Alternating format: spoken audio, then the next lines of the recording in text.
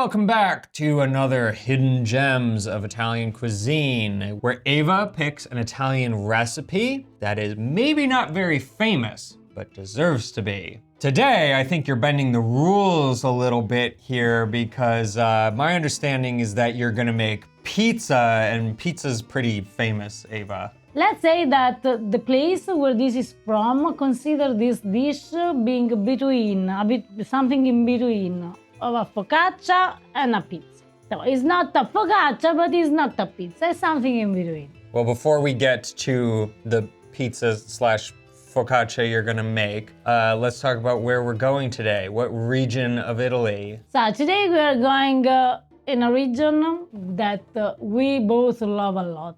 It is a very beautiful region of Italy. Maybe is not really discovered by the big tourism. Parts of it are.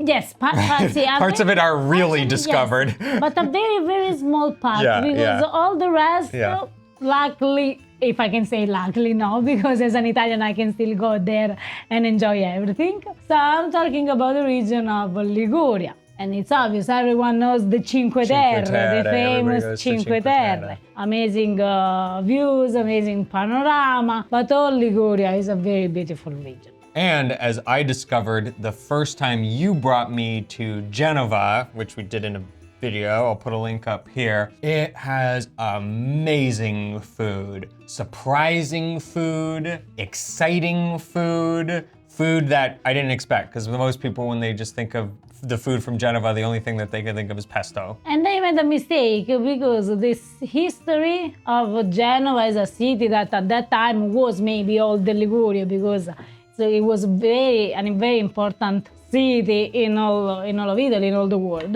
Their food is the result of a lot of trading between several different cultures all around the Mediterranean and more than Mediterranean. So you go to Genova and you find Arabic influences, Sicilian influences, I don't know, like Chinese influences. You find everything there because they were amazing traders. Yeah, seafaring folk. Normally, when we do a hidden gem like this is kind of the part of the video where like we talk a bit about sort of like what the cuisine of that region is like in general, but it's kind of hard to do with Liguria because when I think about the Ligurian food I've had, it's so eclectic and bizarre. Like it's hard to pin down like commonalities, you know? For sure in America, one of the most famous Italian-American dish is cioppino. Oh yeah, the like seafood stew. And the cioppino actually is an adaptation of the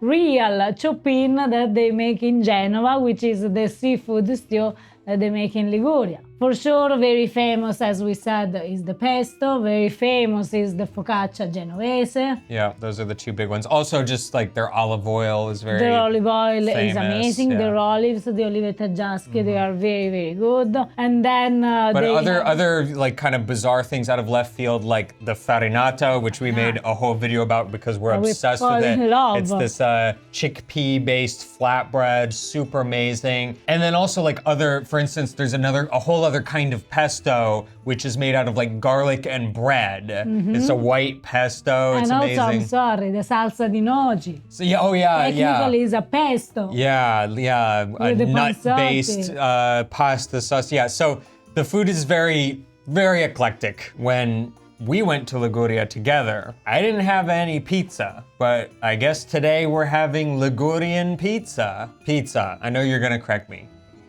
Pizza. And trust me, Harper, you will not just like, you will love this pizza, not pizza. For the pizza that we are going to make, we are going to use a technique that doesn't belong to the pizza world, but belongs to the focaccia world. And we are going to use very simple ingredients: flour, water, olive oil, and salt. Keep in mind that your flour needs to be a high gluten flour, which means at least 14% of protein content. Otherwise, this pizza, no pizza, will not work.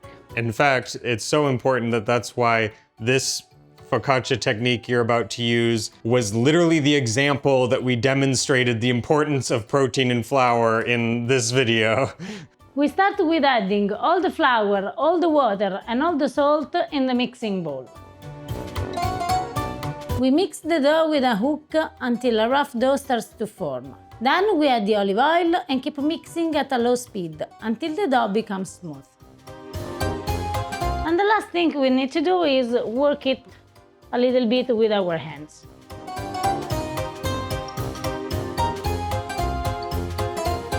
We cover it with plastic wrap and we let it rest room temperature for about 30 minutes. Normally, pizza dough requires a lot of resting time. 12, 24, even up to 48 hours. One of the nice things about this Ligurian pizza is that those 30 minutes of rest, that's all it needs. But unlike the pizza Eva's making today, something that does require a lot of rest is a human being. And that brings me to today's video sponsor. Helix Sleep makes premium mattresses and beddings that are customized to fit your needs. We got a Helix mattress a few years ago after spending a long time unsuccessfully trying to find a mattress that worked for us. Eva was waking up with back pain. I was waking up through the night because I was sleeping hot. What makes Helix great is the sheer amount of options they have to make sure that your needs are met. They have over 20 unique mattresses, which can be further customized with mattress toppers, premium cooling options, and even hybrid systems for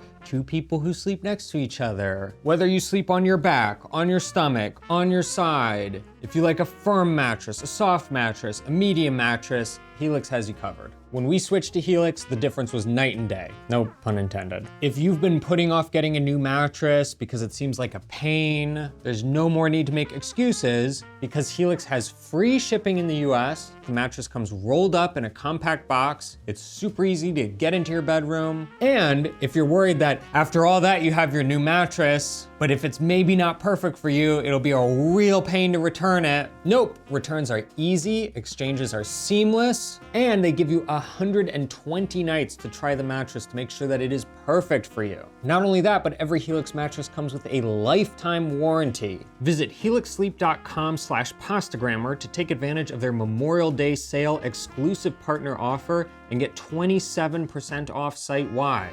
A big thank you to Helix for sponsoring this video. The dough is ready, so it's ready actually to be rolled. But before I do this, I need to work on my baking tray, which means that I need some olive oil, then we will spread also some corn flour, and this will help our pizza to not stick to the baking tray and also to be a little bit drier. Now we can roll the dough, and what we do is divided the dough in more or less 4 parts.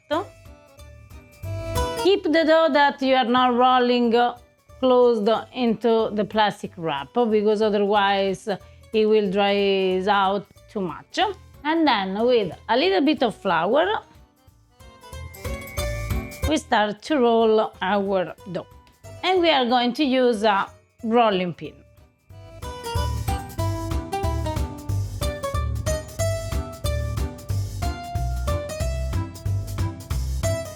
Once you roll it a little bit, you need to use your hands because we need a very thin layer of dough.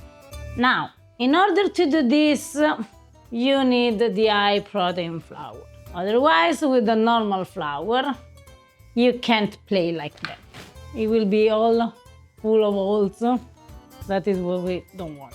This is where folks who have seen a previous video might start to recognize this technique.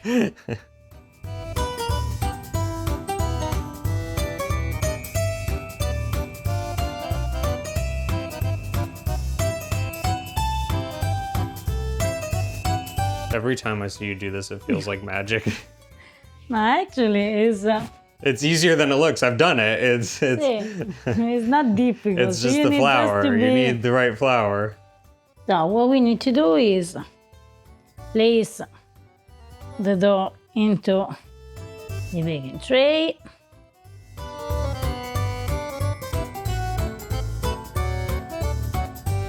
Now we need to stuff it. And we are going to stuff it with a special cheese. This cheese is stracchino cheese. This is how the stracchino looks. It's a very soft cheese. It's fresh cheese. Actually, we have a recent video diving all into it, actually. Perfect. So what we need to do is take some of it and place into our dough.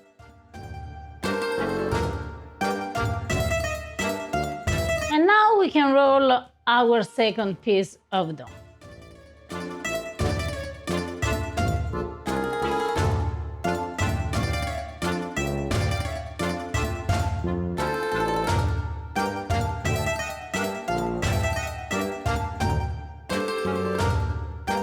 Now, with the rolling pin, we pass on our dough. Don't worry, because the baking tray is a little bit, how do you say, thick? Raised. Yes, so we are not going to crush the pizza. But we want just to be sure that we close it very well.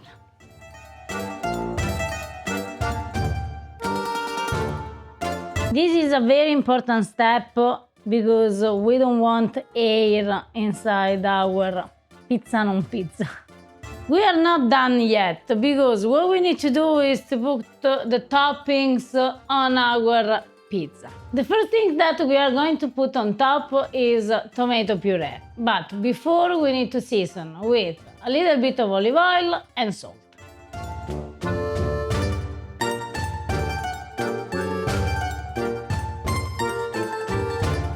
The other toppings are black olives, anchovies, and capers.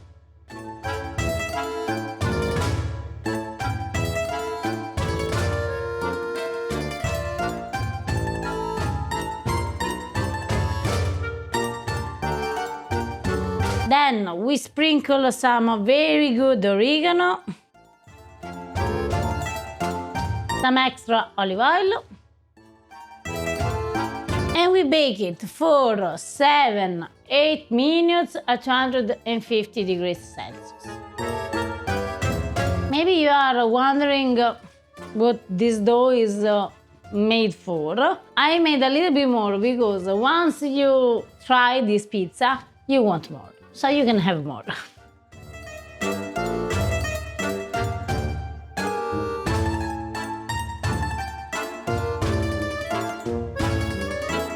Okay, before we bite into this very thin crust pizza, do you want to address really quickly like the dish that this is very similar to that some Pastagrammarians might have seen on our channel before? The dish that this is very similar is focaccia al formaggio, because if you don't do this focaccia in Recco, you can't call it focaccia di Recco. So. Okay, but we've called it focaccia di Recco. Yes, but by law, if you don't do this in Recco, you can't call focaccia di Recco, so you call it focaccia al formaggio, which is a very thin layer of dough with the stracchino inside, another thin layer of dough on top. Amazing, amazing focaccia. Wonderful, amazing. Then, in Liguria, they thought to actually put tomatoes, capers, anchovies, and olives on top. The name is Pizzata Ligure, which is something in between a focaccia al formaggio and a pizza. I have never had exactly this before, but the funny thing is that I sort of imagined this dish before I knew it was a real thing, because when we shot a video, we went to Genova a few years ago, we shot a video there, and I don't think it was in the video, but at some point, you and I went to a place where we had focaccia di Recco, and they treated it sort of like bread, like a bruschetta, and they would put things on top, like for instance, pesto.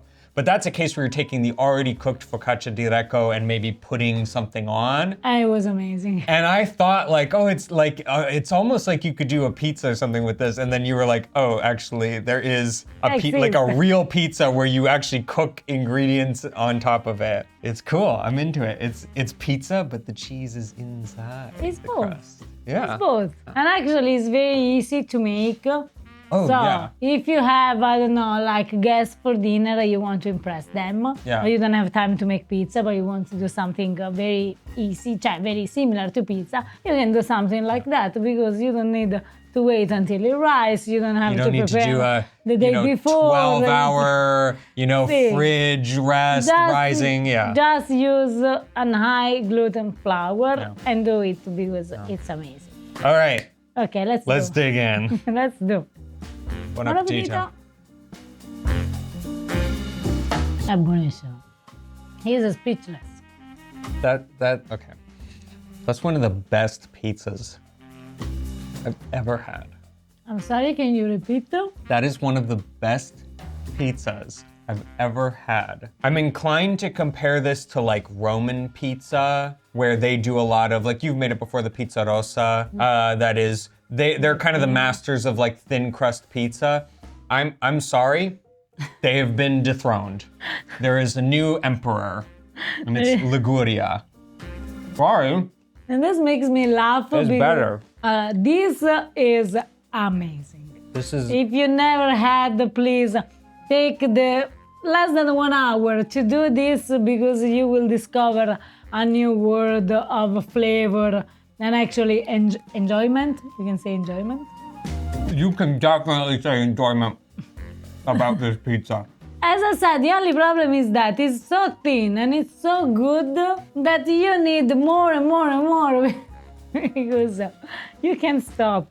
Always a big fan of the super punchy taste of anchovies, olives, capers, oregano. It's very savory. It's very powerful flavor. And it's difficult to explain how it wouldn't be the same if you just made a very thin crust pizza and put cheese on top of this. Like the texture of the dough changes. It's not just a thin crust with cheese. It's like No, it's the dough becomes cheesy. it's like crispy and soft at the same time. I don't know how, guys. I know that a lot of people, maybe they don't like anchovies. This is the traditional version. But a lot of people, as I said, they don't like anchovies. Because they've never had this. I know. But if they don't want to try anchovies, you can skip the anchovies and do also capers and olives. You can also put some pesto because we had the one with pesto and was very, very good.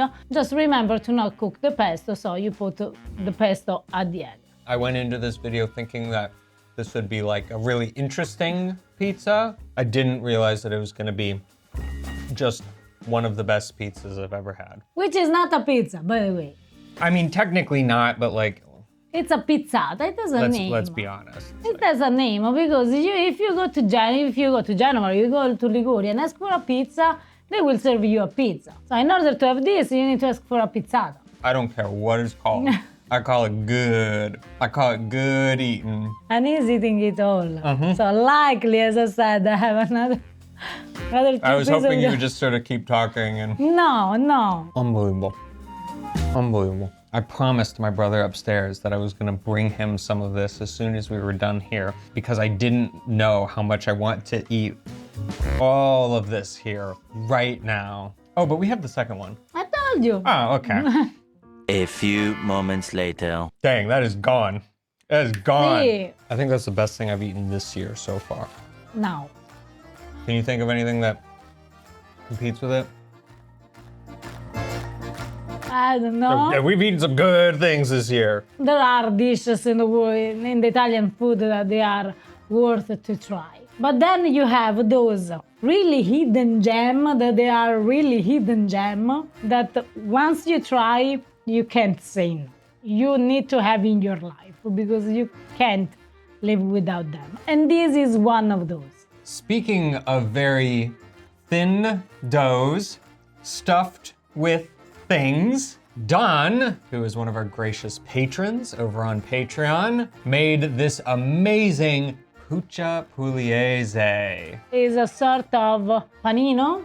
Sandwich, It's yeah. a sandwich. No, it's the bread actually. Yeah. It's the bread that is very, very thin, but when it's done properly and you bake it, it will just Puffs swallow, up, see? but it's hollow, so See? it's just So- like this empty The shell. round thing that you cut and you stuffed with the best one. One of the best one is the sausage and broccoli robe. So you have this very thin layer of bread with all this huge filling inside. Amazing. Very good job. And it's not easy to make the puccia Yes, pugliese. and thank you for trying that one. That's not one a lot of easy. people don't. A lot of people don't brave that recipe, but it's worth it. If you enjoyed the video, please give it a thumbs up. Hit that subscribe button if you haven't already. Check us out over on Patreon. Come join our community there. It helps support the channel. And follow us on Instagram or Facebook at Pastagrammar. All right, guys, we'll see you next time. Ciao. When we make the second one, do we have to give my brother all of it? No, Okay, your good. brother can I just wanted to make sure that Your brother can we had just an try. agreement here. We'll give him half until mid. That's how Half, big it is. in my opinion, is also too much. Too much? I'm always pregnant, Harper. I need food for two.